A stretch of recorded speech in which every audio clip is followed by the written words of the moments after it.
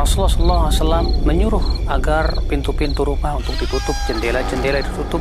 Demikian pula anak-anak kecil pun tidak boleh keluar pada waktu itu. Kenapa? Karena Rasulullah SAW mengabarkan bahwa di waktu-waktu itu syayatin dari kalangan jin itu sedang bertebaran. Kalaulah kalian melihat apa yang aku lihat, kalian tidak akan berani berjalan sendirian di malam hari. Lain dunia, menguak misteri, meluruskan persepsi. Lain dunia di Roja TV.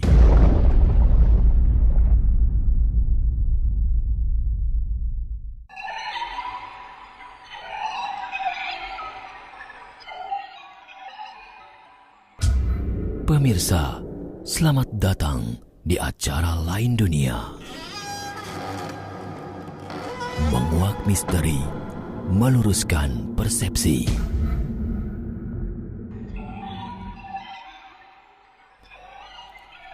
Siapa yang tak kenal dengan fenomena yang satu ini? Kesurupan atau kerasukan jin acap kali menjadi polemik di tengah masyarakat kita yang heterogen, sehingga sekian persepsi bahkan kontroversi sikap pun meruak dan bermunculan ke permukaan.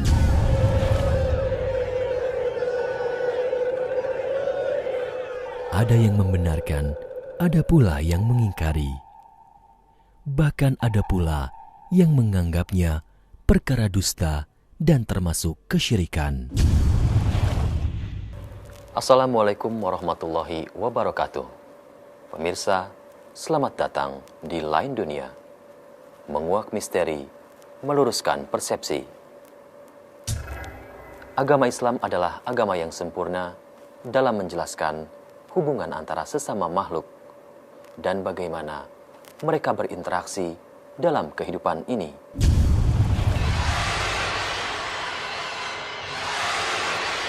Kesurupan kerap sekali di kalangan masyarakat Indonesia. Ada yang mengaku dirinya kesurupan orang yang telah meninggal dunia. Bahkan ada juga yang kesurupan dengan bertingkah layaknya hewan seperti monyet, harimau, ular, dan lain-lain. Bahkan tak jarang di beberapa tempat umum ada yang mengalami kesurupan massal.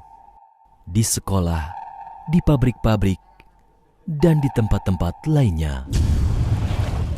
Dalam berbagai kasus kehidupan, sering kita saksikan hal-hal aneh yang terjadi, seperti fenomena yang satu ini, fenomena kesurupan, hingga menimbulkan tanda tanya dalam benak kita. Akan tetapi, sangat sedikit orang yang mencari jawaban yang terpercaya dan akurat, dan bisa dipertanggungjawabkan berlandaskan Al-Quran dan As-Sunnah yang sahihah. Pemirsa, di kesempatan pada malam hari ini, kita akan menguak misteri, meluruskan persepsi tentang fenomena kesurupan.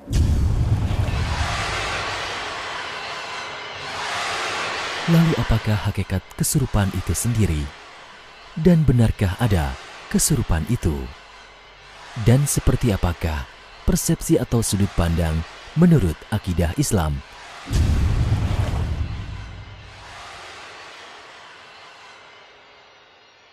Oh, kalau saya pribadi sih belum pernah. Belum pernah. Mengalami sih belum, tapi kalau lihat sudah. Ya saya udah, ya gimana ya, waktu tidur tadinya kan gelap, udah gitu kirain saya udah tidur aja gitu, nyenyak. Gak taunya banyak orang gitu. Kata orang-orang katanya saya kesurupan.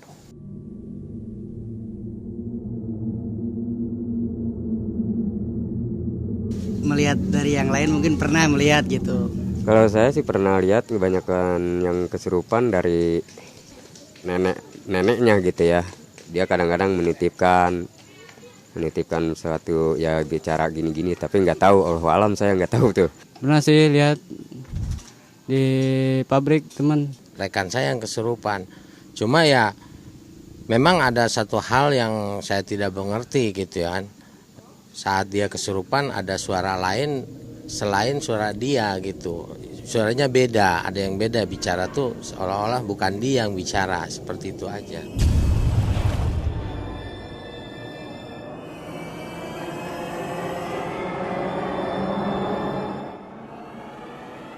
Ya nggak ada rasanya, paling udah-udahnya sakit-sakit, sakit badan maksudnya.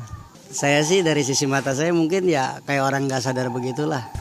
Ya antara sadar nggak sadar. Ya gimana, hilang ingatan lah gitu.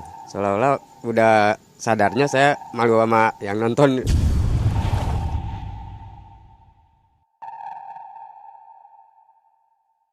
Sebenarnya kecerobohan manusia juga sih. Ya karena mungkin kalau orang kadang-kadang kan banyak pikiran, suka ngelamun, ya kadang-kadang kan mungkin ya dunia lain juga bisa masuk ke raga kita gitu kan.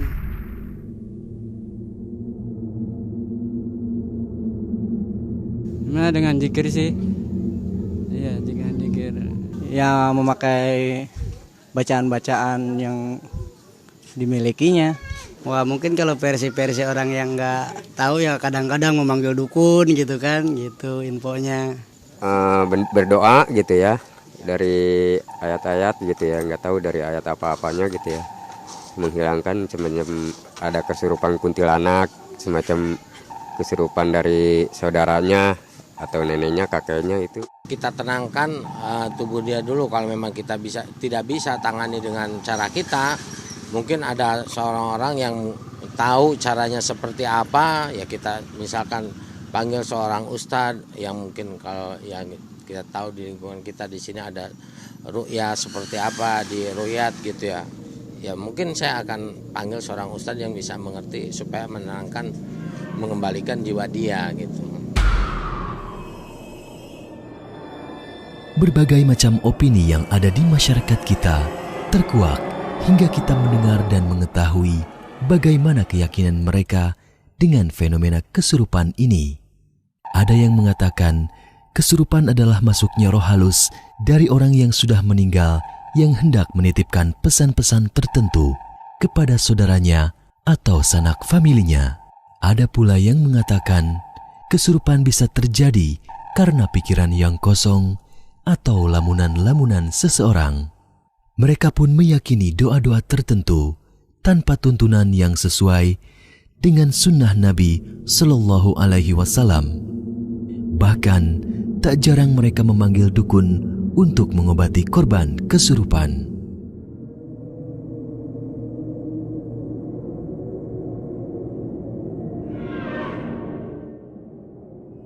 Ada sebuah fenomena yaitu kesurupan.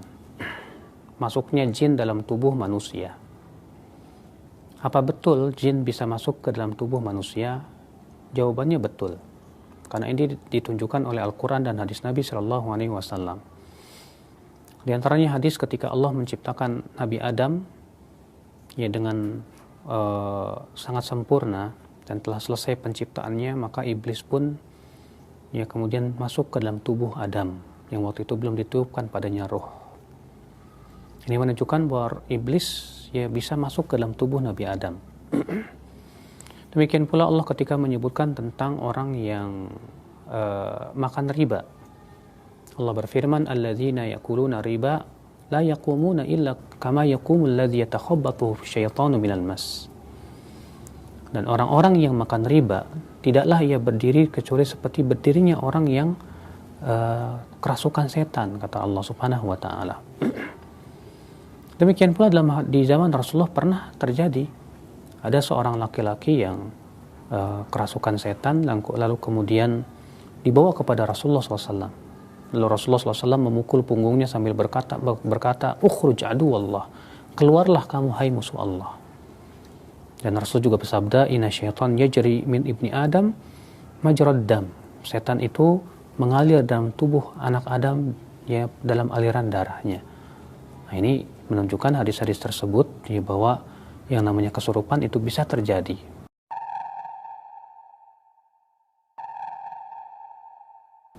Tidak ada dalil yang menunjukkan kepada hal itu. Yang jelas semua jenis jin bisa.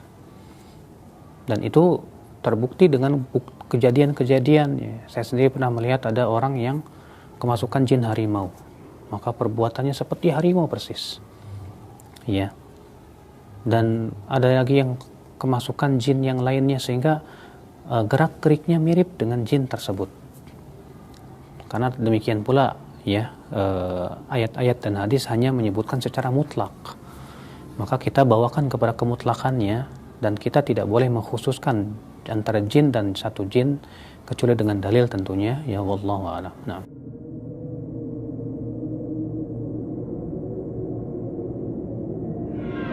Ada sebuah fenomena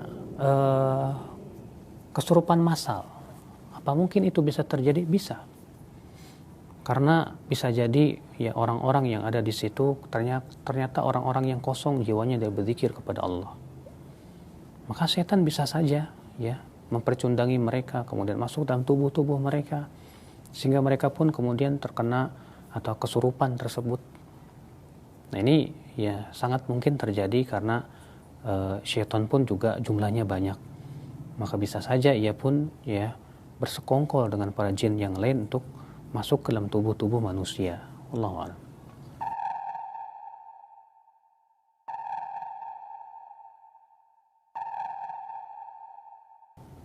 Nah sekarang bagaimana kalau kita mengundang jin ya untuk bisa masuk ke dalam diri kita atau kepada orang lain? Perlu kita ketahui akhi bahwa jin itu selalu menginginkan keburukan untuk kita. Allah Ta'ala berfirman dalam surat Al-Jin, wa annahu kana rijalun minal ins ya'udzuuna birijalin minal jin fazaduhum rohaqa. Dan bahwasanya ada laki-laki dari kalangan manusia meminta perlindungan kepada laki-laki dari jin, fazaduhum rohaqa. Maka jin itu semakin menambah manusia itu kesulitan dan kesusahan. Maka dari itu ya mengundang seperti ini jelas sangat berbahaya untuk kehidupan kita. Karena setan dan jin akan berusaha untuk menyakiti kita. Bukankah Allah menyebutkan dalam Al-Qur'an supaya kita mengambil setan sebagai musuh? Iya. Allah mengatakan inna syaitana lakum aduwwun fattakhidhuhu aduwwa. Ya. Sesungguhnya setan itu adalah musuh buat kamu. Maka ambil dia sebagai musuh, bukan sebagai teman. Allah menyuruh kita untuk mengambil setan sebagai musuh kita, bukan sebagai teman kita. Lalu Allah mengatakan innama yad'u hizbahu liyakunu min ashabis sa'ir. Sesungguhnya setan itu menyeru ya hizbnya, kelompoknya supaya mereka menjadi penduduk neraka sa'ir. Na'udzubillah. Maka jangan sekali-kali kita mengundang jin atau setan ya untuk masuk ke dalam tubuh kita atau tubuh orang lain. Karena itu akan bermudarat dalam kehidupan kita, ya berbahaya untuk kehidupan kita. Allahu a'lam.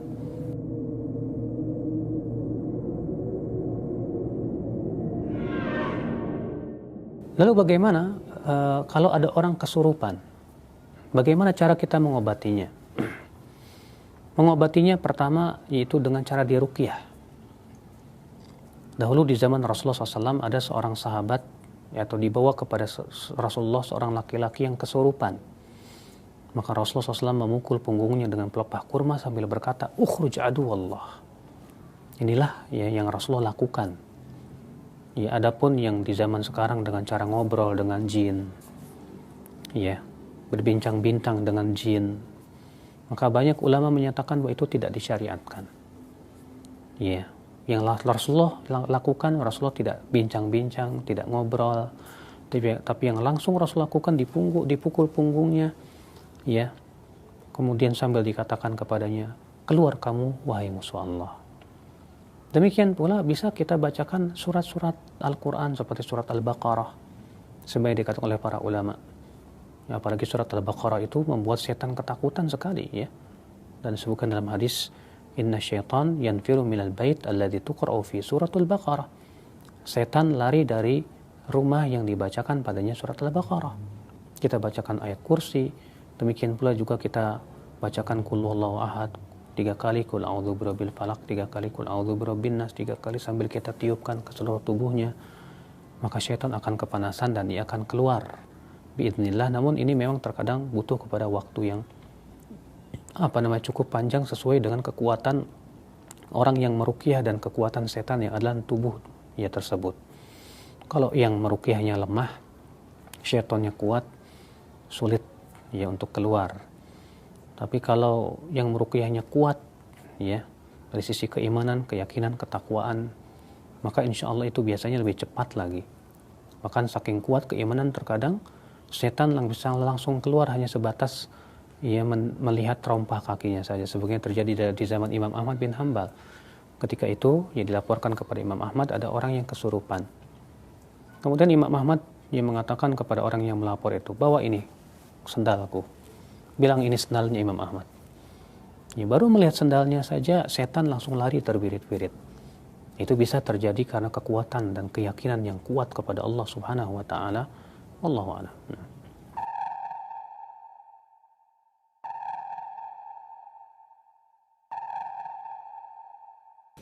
Lalu bagaimana supaya kita selamat dari gangguan jin? Ini penting sekali. Karena kita sudah tahu bahwa jin dan setan itu ingin sekali menyesatkan diri kita. Yang pertama, yang paling penting adalah banyak berzikir dan menjaga zikir. Karena disebutkan dalam hadis yang sahih bahwa Nabi Yahya alaihissalatu wassalam berkata kepada Banu Israel, sesungguhnya Allah memerintahkan kalian 5 perkara dan mengamalkannya. Di antaranya, alaikum bidzikrillah. Hendaklah kamu berzikir kepada Allah, karena perumpamaannya seperti orang yang dikejar oleh musuh, lalu ia berlindung dalam sebuah benteng yang kuat. Demikian pula ketika kita berzikir, maka kita sedang berlindung dari godaan setan. Ibnu Abbas mengatakan, asyaitanu jathimun ala qalbi ibni Adam. Setan itu selalu memperhatikan hati anak Adam. Fa in dzakarallaha khanas. Kalau ia berzikir kepada Allah, dia menyelinap. Wa in ghafila waswas. Kalau ia lalai, ia pun memberikan waswas. Berarti kita jangan sampai lalai dari berzikir kepada Allah Subhanahu wa taala. Kemudian yang kedua, kita berusaha untuk senantiasa menjauhkan kesyirikan dan menauhidkan Allah. Karena kesyirikan sebab yang sangat menjadikan seseorang mudah digoda oleh syaitan. Ya, karena Allah tidak cinta, bahkan benci kepada orang-orang yang berbuat syirik. Kemudian yang ketiga, kita berusaha untuk menaati Allah, menjauhi kemaksiatan. Sebab dengan cara itu juga menyebabkan kita insya Allah akan terlindung daripada godaan syaitan yang terkutuk. Dan jangan lupa sunnah-sunnah Rasul kita amalkan ya, ketika kita keluar rumah kita ucapkan bismillah tawakkaltu 'ala Allah la haula wala quwata illa billah. Demikian pun dalam setiap aktivitas sunnah-sunnah Rasul berupa zikir dan doa itu jangan dilupakan, karena itu semua adalah hakikatnya perlindungan diri kita dari godaan setan, terutama zikir pagi dan petang. Jangan lupa, itu adalah perlindungan yang sangat kokoh diri kita untuk tidak terkena atau tidak kerasukan syaitan. Dalam WC contohnya, Rasulullah menyuruh kita untuk menutup diri dan membaca bismillah, karena itu adalah sitrun bainal jin wa auratil ins. Penutup antara jin dan manusia adalah membaca bismillah. Ya Allahumma inni a'udzubika minal khubuthi wal khaba'ith. Nah, dengan seperti itu kita tidak akan terkena godaan setan untuk bisa merasuki diri kita. Ini adalah merupakan cara kita untuk bagaimana supaya kita tidak terasuki oleh syaitan. Ya wabillahi taufiq. قل أوحي إلي أنه استمع نفر من الجن فقالوا إنا سمعنا قرآنا عجبا يهدي إلى الرشد فآمنا به ولن نشرك بربنا أحدا وأنه تعالى جد ربنا ما اتخذ صاحبة ولا ولدا وأنه كان يقول سفيهنا على الله شططا وأنا ظننا أن لن تقول الإنس والجن على الله كذبا وأنه كان رجال من الإنس يعوذون برجال من الجن فزادوهم رهقا. Pemirsa, sebagai seorang muslim, sudah seharusnya kita mendekatkan diri kepada Allah Subhanahu wa taala. Semakin dekat kita kepada Allah Subhanahu wa taala, semakin kuat juga keimanan kita untuk membentengi dari musuh kita dan penggoda kita, yaitu syaitan. Kesurupan biasanya terjadi kepada orang-orang yang jauh dari ketaatan dan jauh dari mengingat Allah Subhanahu wa Ta'ala. Hingga jin jahat pun datang merasuki tubuh manusia. Pemirsa, kita mohon kepada Allah Azza wa Jalla perlindungan agar senantiasa kita dibentengi dari godaan-godaan setan. Saya Abu Sahal. Wassalamualaikum warahmatullahi wabarakatuh. Lain dunia, menguak misteri, meluruskan persepsi. Lain dunia di Roja TV.